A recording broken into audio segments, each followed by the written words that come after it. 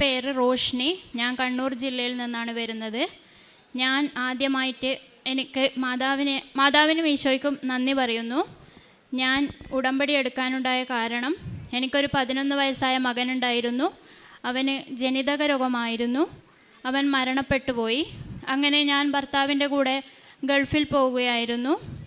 അവിടെ നിന്ന് റൂമിൽ വെറുതെ ഇരിക്കുമ്പോൾ ഞാൻ അങ്ങനെയാണ് മാതാവിൻ്റെ യൂട്യൂബിൽ ഓരോ സാക്ഷ്യങ്ങൾ കേട്ടു. ആ സാക്ഷ്യങ്ങൾ കേട്ടാണ് ഞാൻ മാതാവിനെ കൂടുതൽ അറിഞ്ഞത്. ഞാൻ കൂടുതൽ അറിഞ്ഞതിന് ശേഷം എനിക്ക് മാതാവിൻ്റെ ഒരു പടം വേണമെന്നുണ്ടായിരുന്നു. അങ്ങനെ ഞാൻ ഭർത്താവ് ജോലി ചെയ്യുന്ന സ്ഥലത്ത് അക്കൗണ്ടിൻ്റെ ഫോണിൽ ഞാൻ മാതാവിൻ്റെ ഒരു ചിത്രം ഇട്ട് കൊടുത്തു. ഞാൻ പറഞ്ഞു ഹസ്ബൻഡ് വരുമ്പോൾ അതൊന്ന് കൊടുത്തയക്കണമെന്ന്. അങ്ങനെ ഭർത്താവിനോട് ഞാൻ പറഞ്ഞു എനിക്കൊരു 2 തിരിയും കൊണ്ട് തരണം. അങ്ങനെ അദ്ദേഹം നീലത്തിരിയും പച്ചത്തിരിയും കൊണ്ട് തന്നു. അന്ന് മുതൽ ഞാൻ പ്രാർത്ഥിക്കാൻ തുടങ്ങി. എനിക്കൊരു പ്രാർത്ഥന അറിയില്ലായിരുന്നു. ആകെ വിഷമത്തിലായിരിക്കുന്ന ഞാൻ ദിവസവും കരച്ചിലായിരുന്നു. അങ്ങനെ ഞാൻ ഹിന്ദുവാണ്.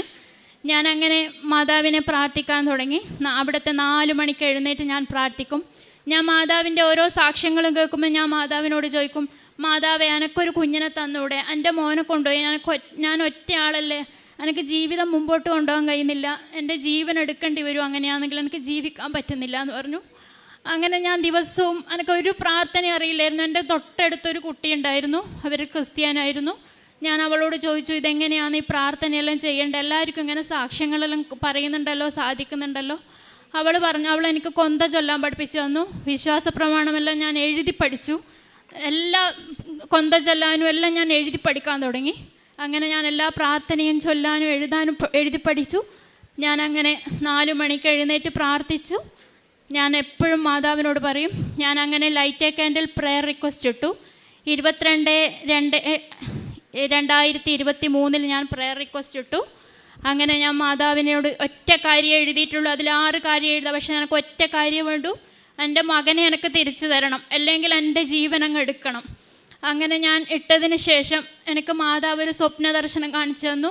എൻ്റെ ഹസ്ബൻഡ് ഗൾഫിലായതുകൊണ്ട് അതിൻ്റേതായ ചെറിയ ബുദ്ധിമുട്ടുണ്ട്. അപ്പോൾ അദ്ദേഹത്തിന് ഒരു സർജറി ചെയ്യുന്നതായിട്ടാണ് എനിക്ക് കാണിച്ചു തന്നത്. അപ്പം ഞാൻ അദ്ദേഹത്തോട് പറഞ്ഞു, നമ്മൾക്ക് കുഞ്ഞുണ്ടാകും എന്ന് പറഞ്ഞു. അദ്ദേഹത്തിന് അത്ര വലിയ വിശ്വാസമൊന്നുമില്ല, നമ്മൾ ഹിന്ദു ആയത് കാരണം. അങ്ങനെ അദ്ദേഹത്തിനോട് ഞാൻ പറഞ്ഞു, നിങ്ങളും മുട്ടുകുത്തി പ്രാർത്ഥിക്ക്, എന്നാലേ നമുക്ക് കാര്യങ്ങൾ സാധിക്കുള്ളൂ. അദ്ദേഹം പറഞ്ഞു, നീ പ്രാർത്ഥിച്ചോ, നിനക്ക് വേണ്ടുന്ന സഹായമെല്ലാം ഞാൻ ചെയ്തു തരാം. മാതാവിൻ്റെ ചിത്രം കൊണ്ട് തന്നെല്ലാം നല്ല വൃത്തിയിൽ പടം നല്ല ഒട്ടിച്ച് തന്ന് നല്ല പ്രാർത്ഥനയ്ക്കുള്ള കാര്യങ്ങളെല്ലാം ചെയ്തു തരുന്നുണ്ട്. പക്ഷെ പ്രാർത്ഥിക്കൂല. ഞാൻ പറഞ്ഞു, നിങ്ങൾ എൻ്റെ കൂടെ പ്രാർത്ഥിക്കണം, നിങ്ങളെ മാതാവ് മുട്ടുകുത്തുന്ന ഒരു ദിവസം ഉണ്ടാവുന്നു. അങ്ങനെ ഞാൻ ഫെബ്രുവരിയിൽ ഇട്ടതിന് ശേഷം എനിക്ക് ആ ഫെബ്രുവരി തന്നെ ഞാൻ പക്ഷേ മാതാവിനോടൊരു കാര്യം പറഞ്ഞിരുന്നു, എനിക്ക് ഏപ്രിൽ മതി, കാരണം എൻ്റെ മോൻ ഏപ്രിലാണ് ജനിച്ചത്. അപ്പം എനിക്ക് പീരീഡ്സ് നിൽക്കുന്നത് ഏപ്രിൽ മാസം മതി, എന്നാലേ എനിക്ക് എൻ്റെ മോനെയാണ് എനിക്ക് തിരിച്ചു തരുന്നത് എനിക്ക് സമാധാനിക്കാൻ പറ്റും. അങ്ങനെ ഭർത്താവിനെ വിശ്വസിപ്പിക്കാൻ വേണ്ടിയിട്ട് ഫെബ്രുവരി ആയപ്പം തന്നെ എനിക്കൊരു ചെറിയൊരു ഡേറ്റ് മിസ്സിങ് ആയി. അപ്പോൾ ഭർത്താവിനൊരു സന്തോഷമായി, ഇതിലെന്തോ കാര്യമുണ്ട്, ഇല്ലാണ്ടില്ല എന്ന് മനസ്സിലായി. അന്ന് മുതൽ അദ്ദേഹവും മുട്ടുകുത്താൻ തുടങ്ങി. അങ്ങനെ മുട്ടുകുത്തി എനിക്ക് ദിവസവും ഉറക്കത്തിൽ ഇങ്ങനെ ഓരോ കാര്യങ്ങളിങ്ങനെ മാതാവ് കാണിച്ചു തരും. എനിക്കൊരു കുഞ്ഞിനെ കൊണ്ട് തന്നെ പറയുന്നത് നീ എടുത്തോ. അങ്ങനെ പല സമയത്തായിട്ട് എനിക്കിങ്ങനെ രാത്രികളിൽ ഞാൻ കാണാൻ തുടങ്ങി. എനിക്കൊരു പ്രതീക്ഷ വരാൻ തുടങ്ങി, എനിക്ക് കുട്ടി ഉണ്ടാകും. കാരണം എനിക്ക് 38 വയസ്സേനു. എൻ്റെ മോനുള്ള സമയത്ത് തന്നെ ഞാൻ കാണിക്കുന്നുണ്ടായിരുന്നു ഡോക്ടറെ. അപ്പോൾ ഡോക്ടർ എന്നോട് പറഞ്ഞത്, നിങ്ങൾക്ക് കുട്ടിയാകാൻ കുറച്ച് ബുദ്ധിമുട്ടാണ്, അതുകൊണ്ട് ഒരു കുട്ടിയില്ലേ മോളെ, അതിനെ നോക്കിക്കോന്ന്. അപ്പോൾ ആ കുട്ടിയും പോയപ്പോൾ അവസ്ഥ എന്താണെന്ന് നിങ്ങൾക്ക് എല്ലാവർക്കും ഒരു മനസ്സിലാവും. നമ്മളെ മക്കൾ ഒരു കുറച്ച് നേരം നമ്മളടിക്കുന്ന മാറിയിരിക്കുമ്പോൾ നമുക്ക് എത്ര വിഷമം ഉണ്ടാവും. അപ്പം എന്നേക്കുമായിട്ട് ഒരു മകൻ പോവുകയെന്ന് പറയുമ്പോൾ നമ്മളെ നടുക്ക് കിടക്കാൻ ഒരാളിൽ എൻ്റെ അവസ്ഥ അത്രയും ദയനീയമായിരുന്നു. കാരണം അവൻ്റെ ഓരോ വസ്തുക്കളും എടുത്തിട്ടാണ് ഞാൻ തുണിയിൽ പൊതിറ്റിട്ടാണ് എൻ്റെ അടുത്ത് ഞാൻ കിടത്തല്. കാരണം എനിക്ക് അത്ര വിഷമമുണ്ടായിരുന്നു. ഞാനിവിടെ നിൽക്കുന്നുണ്ടെങ്കിൽ അത് മാതാവിൻ്റെ ഈശോൻ്റെ ഒരു ശക്തി കൊണ്ട് മാത്രമേ ഞാൻ പറയൂ. കാരണം ഞാനൊരു ഹിന്ദു തന്നെയാണ്, പക്ഷെ എനിക്ക് അത്ര വിശ്വാസം ഉണ്ടായിരുന്നു. കാരണം ദൈവം എനിക്ക് തന്ന കുഞ്ഞാണ്. ദൈവം എൻ്റെ കരച്ചിൽ കണ്ടിട്ട് അന്ന് തന്നെ ഞാൻ അവരോട് പറഞ്ഞു, എനിക്ക് ഏപ്രിലേ വേണ്ടുന്നു. എനിക്ക് ഏപ്രിൽ മാസം 21-ാം തീയതിയാണ് എനിക്ക് ലാസ്റ്റ് പീരീഡ്സായി എൻ്റെ ഡേറ്റ് വന്നത്. അപ്പം അന്ന് മുതൽ എനിക്ക് ആ കുഞ്ഞിനെ ദൈവം അതുപോലെ തന്നെ ആ കുഞ്ഞിനെ തന്നെ വേണമെന്ന് പറഞ്ഞ് ഞാൻ എപ്പോൾ മാതാവിനോട് ചോദിക്കും, മാതാവേ എനിക്ക് എൻ്റെ മോനെ തന്നെ തരണം, അല്ലെങ്കിൽ എനിക്ക് വേണ്ട കേട്ടോ, അല്ലെങ്കിൽ എൻ്റെ ജീവൻ അങ്ങ് എടുത്തോ, എനിക്ക് ജീവിക്കണം എന്ന് യാതൊരു താല്പര്യമില്ല. അങ്ങനെ ദിവസവും ഞാൻ ഇവർ വരുന്ന സമയത്തെല്ലാം കൊന്ത ചൊല്ലാനെല്ലാം ഞാൻ പഠിച്ചു. വിശ്വാസ പ്രമാണമെല്ലാം ദിവസവും ഞാൻ 33 പ്രാവശ്യം ചൊല്ലി ഞാൻ പ്രാർത്ഥിക്കും. ദിവസവും പ്രാർത്ഥനയാണ്, അല്ലാണ്ട് എനിക്ക് വേറെ ഒന്നുമില്ല. ധ്യാനം കേൾക്കലും എല്ലാം തന്നെയാണ്. ഞാൻ വേറെ ഒന്നും എൻ്റെ മോൻ പോയതിന് ശേഷം ഫോൺ ഉപയോഗിക്കലില്ല. കാരണം ഇത് മാത്രമല്ലാണ്ട് ഞാൻ ഒറ്റൊരു കാര്യം ഞാൻ അതിൽ കാണാറില്ല. അച്ഛൻ്റെ ധ്യാനങ്ങൾ. അപ്പം ഫെബ്രുവരി 28 2023 അച്ഛനൊരു ധ്യാനത്തിൽ പറഞ്ഞ് ജനിതക രോഗമുള്ള മാതാപിതാക്കൾക്ക് പിന്നെ ജനിക്കുന്ന കുട്ടികളുടെ മാതാപിതാക്കളെ സുഖപ്പെടുത്തുന്നുണ്ട്. അത് കേട്ടപ്പോൾ എനിക്കൊരു സമാധാനമായി. എന്തായാലും അന്യന്നെയാണ് പറഞ്ഞത്, എനിക്ക് കുട്ടി ജനിക്കും. കാരണം എനിക്ക് 2 വിഷമമുണ്ടേനു. ജനറ്റിക് ഇഷ്യൂസ് ഉള്ളവർക്ക് പിന്നെയും ജനിക്കുന്ന കുട്ടിയൊക്കെ അങ്ങനെ തന്നെ ഉണ്ടാവും എന്നൊരു പേടിയുണ്ടായി. പിന്നെ ഇവിടെ പ്രാർത്ഥിച്ച് അതിന് ശേഷം എനിക്കങ്ങനെ പേടിയില്ല. ജീവിതത്തിൽ ഇപ്പോൾ എനിക്ക് പേടിയില്ല. മറ്റെനിക്ക് എല്ലാത്തിനും ഒരു പേടിയാണ്. പക്ഷേ ഇപ്പം എനിക്ക് അങ്ങനത്തെ ഒരു പേടിയോ കാര്യങ്ങളോ ഒന്നുമില്ല. ഞാൻ എത്തേണ്ട സ്ഥലത്താണ് എത്തിയെന്ന് എനിക്ക് വിശ്വാസമുണ്ട്.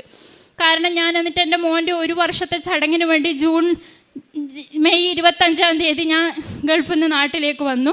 അന്നേരം അറിയില്ല, എനിക്ക് വിശേഷമാണെന്നൊന്നും ഞാൻ അറിയില്ല. പ്രാർത്ഥന മുറ പോലെ നടക്കുന്നുണ്ട്. ഞാൻ അതിൻ്റെ പിറ്റേന്ന് എനിക്കൊരു ക്ഷീണം കണ്ടിട്ട് ഹസ്ബൻഡ് ടെസ്റ്റ് ചെയ്യുന്ന കാർഡ് വാങ്ങിക്കൊണ്ടുവന്നു. ഞാൻ ടെസ്റ്റ് ചെയ്തപ്പോൾ എനിക്ക് വിശേഷമാണെന്ന് ഞാൻ കണ്ടു.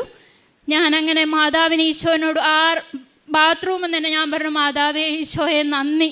കാരണം എന്ന് വെച്ചാൽ ജീവിതം മുമ്പോട്ട് വേണ്ടിക്കൽ എനിക്ക് ഈ കുട്ടി ഇല്ലാണ്ട് എനിക്ക് പറ്റൂല. കാരണം വേറെ ഒന്നും ഞാൻ കാണുന്നില്ല. എനിക്ക് എന്തില്ലെങ്കിലും എനിക്ക് കുട്ടി വേണം എന്നുള്ള നിലയാണ്. കാരണം അങ്ങനെ എനിക്ക് ആ കുട്ടി ഉണ്ടായ വിശേഷമാണെന്ന് അറിഞ്ഞു.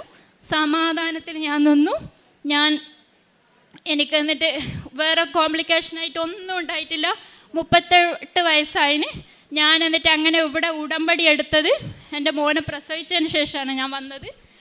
മോന് 3 മാസം ഉള്ളേരം ഞാൻ ജനുവരി 1 ഗിഫ്റ്റായിട്ട് തന്നെയാണ് തന്നെ. ജനുവരി 1 തന്നെയാണ് എനിക്ക് 2024 ജനുവരി 1 എനിക്ക് മോനെ തന്നത്.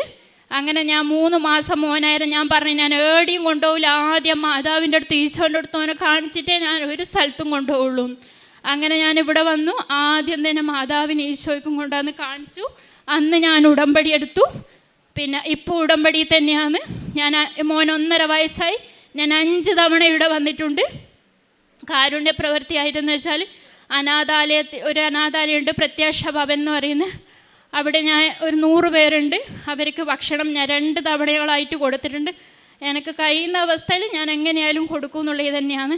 ഞാനിപ്പം 2 നേരം എൻ്റെ വീട്ടിൽ ഞാൻ ഈ മാതാവിന് ഈശോനുള്ള പ്രാർത്ഥന അല്ലാണ്ട് വേറെ ഒന്നുമില്ല. ഞാൻ 5:30 എണീച്ച് രാവിലെ പ്രാർത്ഥിക്കും, വൈകുന്നേരം കൊന്ത ചൊല്ലും, പ്രാർത്ഥിക്കും, എല്ലാം ചെയ്യും.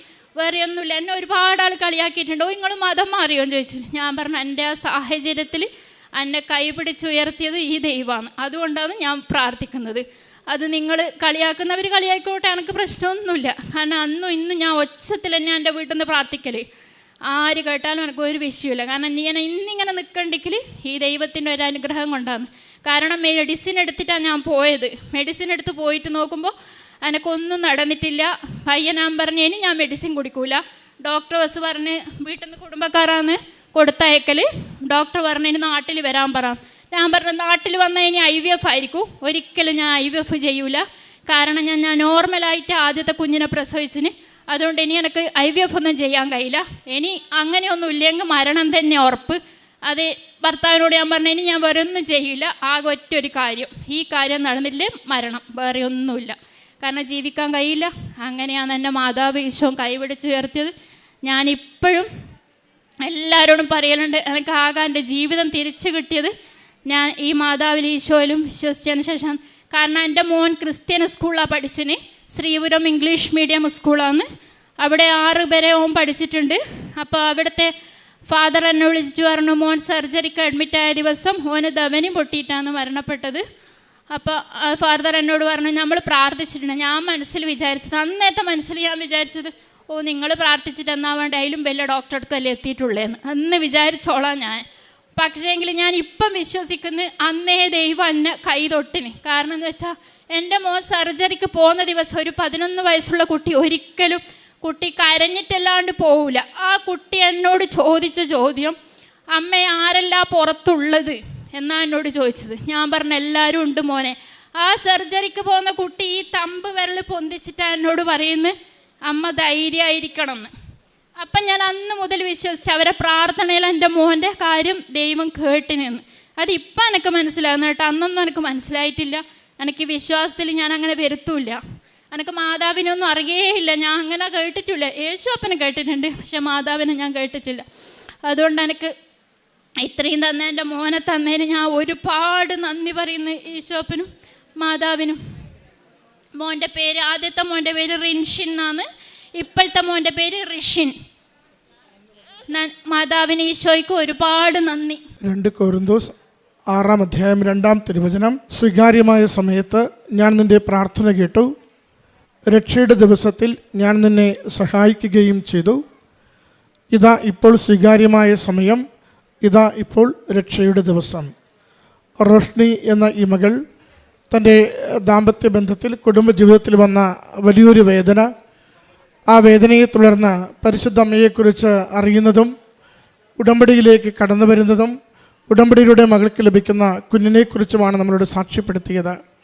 11 വയസ്സിൽ ഒരു മകൻ നഷ്ടപ്പെട്ടു പോകുമ്പോൾ, കുടുംബത്തിലുണ്ടാവുന്ന ഏകമകൻ നഷ്ടപ്പെട്ടു പോകുമ്പോൾ കുടുംബത്തിലുണ്ടാവുന്ന വലിയ വേദന നമുക്ക് മനസ്സിലാക്കാവുന്നതേ ഉള്ളൂ. ആ ഒരു തീരാ നഷ്ടത്തിലാണ് ശരിക്കും മകള് ആകെ എല്ലാം തകർന്നതിൻ്റെ, തരിപ്പണമായതിൻ്റെ സാഹചര്യത്തിലാണ് ഇങ്ങനെ എന്ത് ചെയ്യും, ജീവിതം എങ്ങനെ മുന്നോട്ട് പോകും എന്ന് ആകുലപ്പെട്ട് നടക്കുമ്പോൾ യൂട്യൂബിൽ കൃപാസനത്തിൻ്റെ ചാനൽ കാണുന്നതും ജോസഫ് അച്ഛൻ്റെ ധ്യാനപ്രസംഗങ്ങൾ കേൾക്കുന്നതും സാക്ഷ്യങ്ങൾ കാണുന്നതും, അതാണ് മകളെ ആ നാളുകളിൽ, ഒറ്റയ്ക്കിരുന്ന നാളുകളിൽ മകളെ സഹായിച്ചത്. അവിചാരിതമായി മകൾ ആദ്യം കണ്ടെത്തിയ കൃപാസനത്തിൻ്റെ യൂട്യൂബ് ചാനലാണ്. അത് ഓരോന്നും കേട്ട് വരുമ്പോൾ മകളൊരു മാതാവിനെക്കുറിച്ച് അറിയുന്നു, കൃപാസന മാതാവിനെക്കുറിച്ച്, പ്രത്യക്ഷീകരണത്തെക്കുറിച്ച്, അമ്മയിൽ ആശ്രയിച്ച് പ്രാർത്ഥിക്കുന്നവർക്ക് ലഭിക്കുന്ന വലിയ അനുഗ്രഹങ്ങളെക്കുറിച്ച് മകൾ തിരിച്ചറിയുന്നു. അങ്ങനെയാണ് മകൾ പറയുന്നത്, എനിക്ക് ഓരോ ദിവസവും അത് വലിയ വിശ്വാസത്തിലേക്കാണ് എന്നെ നയിച്ചത്. ഞാനൊരു അക്രൈസ്തവ സഹോദരി ആയതുകൊണ്ട് തന്നെ അടുത്തുള്ള ഒരാളുടെ പോയി പ്രാർത്ഥനകളൊക്കെ ചോദിച്ചെഴുതി വാങ്ങി ഞാൻ മുട്ടിൽ നിന്ന് പ്രാർത്ഥിക്കുവാൻ തുടങ്ങി.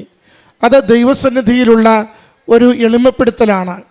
ഞാൻ പൂർണ്ണമായി വിശ്വസിക്കുന്നുവെന്ന്, ഞാൻ ശരണപ്പെടുന്നുവെന്ന്, എൻ്റെ ജീവിതത്തെ സമർപ്പിക്കുന്നുവെന്ന്, എൻ്റെ ജീവിതത്തിൽ ഇടപെടണമെന്ന് ഒരു വ്യക്തി ദൈവസന്നിധിയിൽ സ്വയം പറയുന്ന രീതിയാണ് മുട്ടിൽ നിന്ന് ഒരു പ്രാർത്ഥന ചൊല്ലുക എന്നത്. മകൾ അതിലേക്കാണ് ആദ്യം തന്നെ പ്രവേശിക്കുന്നത്. ജീവിത പങ്കാളിയോട് പറയുന്നുണ്ട്. പങ്കാളി ആദ്യം അതിൽ അധികം താല്പര്യപ്പെടുന്നില്ല, എങ്കിലും വേണ്ടതെല്ലാം ഒരുക്കി കൊടുക്കുന്നു. കൃപാസന മാതാവിൻ്റെ ഒരു ചിത്രം കണ്ടെത്തുന്നു.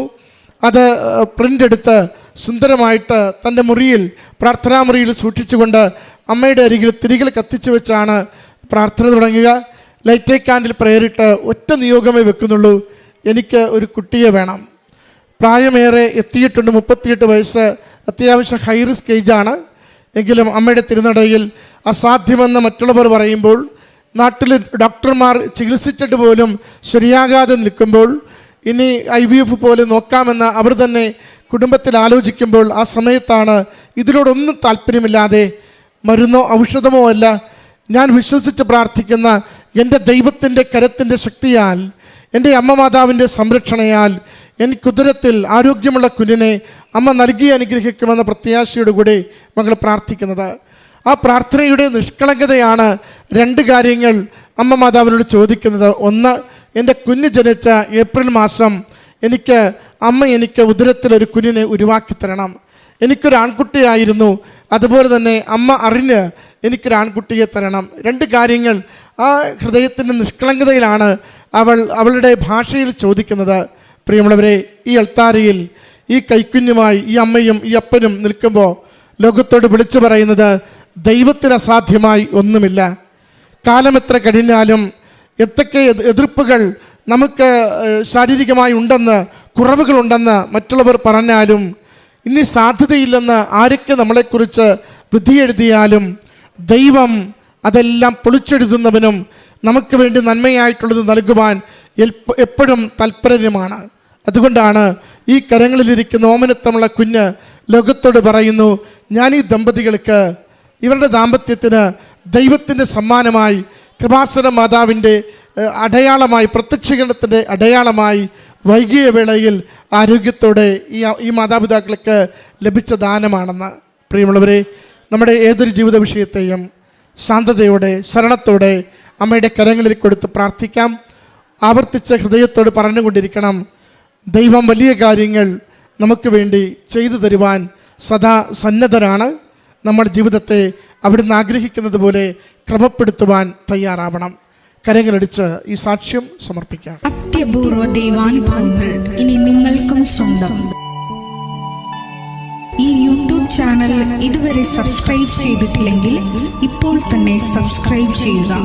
ഈ വീഡിയോ ഇപ്പോൾ തന്നെ നിങ്ങളുടെ സുഹൃത്തുക്കൾക്ക് ഷെയർ ചെയ്തുകൊണ്ട് കർത്താവിൻ്റെ പ്രേക്ഷിതരാകുക.